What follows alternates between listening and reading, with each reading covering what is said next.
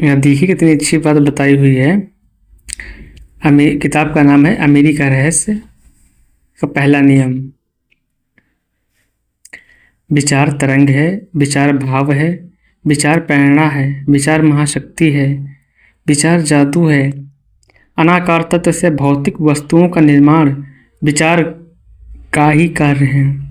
पिछले अध्याय में हमने जाना कि विचार मूल तत्व का अंश है। प्रत्येक वस्तु का निर्माण मूल तत्व से होता है।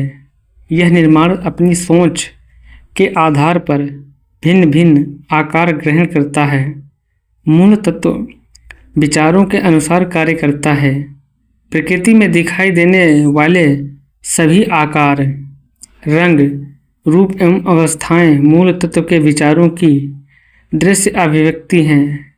अनाकार तत्व कोई भी आकार ग्रहण कर सकता है। वह किसी भी कार्य को पूर्ण करने की क्षमता रखता है। इसी प्रकार सभी वस्तुओं की उत्पत्ति होती है। हम विचारों के संसार में जीते हैं जो विचार तत्व का एक अंश मात्र है। परिक्रमा करती हुई पृथ्वी की धारणा के विस्तार की दिशा अनाकार तत्व की ओर होती है। विचार तत्व इसी धारणा के अनुरूप गति करते हुए नक्षत्र का आकार ग्रहण करता है। इसी प्रकार सौरमंडल की रचना होती है।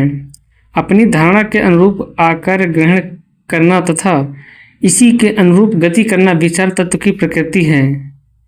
विशाल वट वृक्ष की उत्पत्ति के विचार के परिणाम स्वरूप उसी दिशा में गति करते हुए विशाल वट वृक्ष को ही जन्म दिया जाता है, फिर चाहे इस प्रक्रिया को पूरा होने में कितना ही समय क्यों न लगे।